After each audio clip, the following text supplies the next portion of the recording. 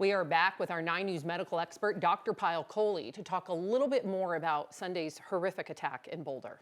So let's talk. We now know there are 12 victims. 4 more have been added to that list who had some minor injuries they didn't report initially, but we know 2 of those 12 are still in the hospital today. So let's talk about a Molotov cocktail. I think a lot of folks know what that is, but can you just describe what it is and the type of pain and burns it can create on someone's skin? Yeah, I mean, a very scary device. It's a homemade, essentially incendiary device, which is filled with either gasoline or alcohol. Usually there's some kind of a cloth wick, and then when you throw it, it breaks on contact, which ignites it. So why it is so dangerous is because, number one, it creates a prolonged heat. So it sparks instantly. So it's prolonged heat on the skin and prolonged contact. So that can cause a thermal injury and usually a deeper burn. So a 3rd or 4th degree burn down to the muscle or the bone.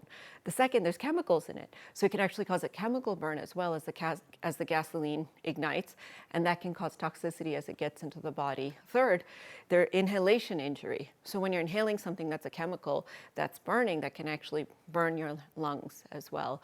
And so for all of those reasons, it's a pretty dangerous thing, and it can cause a lot of long-term damage. So Dr. Kohli, when a physician is met with a burn patient at this scale, or what you can imagine from the details that we've heard from the press conference, what would they prepare to do first? Yeah, so the first thing you do is characterize the burn, and there's 2 parts of that. 1, how deep is it? And 2, what percentage of the body is involved in what parts? Specifically the hands, the eyes, the genitals, sort of the sensitive areas, the joints, the muscles, the bones, and then how thick it is. So a 1st degree burn, you touch a stove, that's too hot, it's just that superficial layer, that's the epidermis. 2nd degree is epidermis and dermis. 3rd degree starts to go a bit deeper. 4th degree is where you're down to the bone and the muscle and the tissue and the fat. And that's where really they're extremely high risk for cardiovascular collapse and complications. They're very high risk for, obviously, infection. So that's when they need to get into a burn unit, when they have 3rd and 4th degree burns. And what kind of treatment are we talking about? I mean, specifically, we know there are a handful of these folks who were older, who were seniors dealing with some of these burns. And that makes me even more nervous because we know as seniors, our tissue doesn't regenerate quite as well. We know that our overall health is not as good, and that all predicts recovery. And we also know that we can be higher risk for respiratory complications and other complications, organ failure and such. So what we're talking about is airway, breathing, circulations, the ABCs of resuscitation. So the first thing they probably did as physicians is to assess how the airway is, how the breathing is, and how the circulation is. So they give IV fluids, they make sure they provide oxygen if they need to, and then they need to debride the wound, which means they actually need to remove that dead tissue before it gets infected. Now, if it's a superficial burn, some of the milder ones, that actually hurts more because your nerves are still working, they're not dead yet.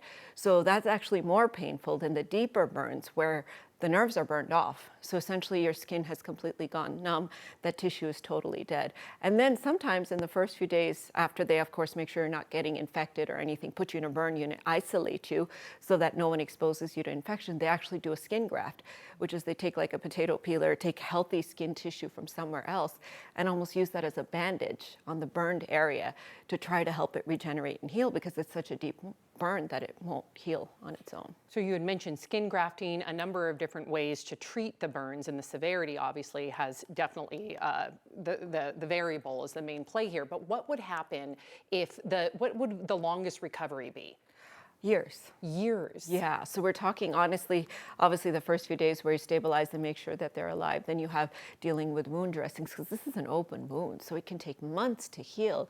And then additional surgeries. And then you're dealing with the disfiguration, the reconstruction, the scarring, the keloids, the permanent damage to the bones, muscles, tissues, joints, depending on the location of the burn, the nerve damage.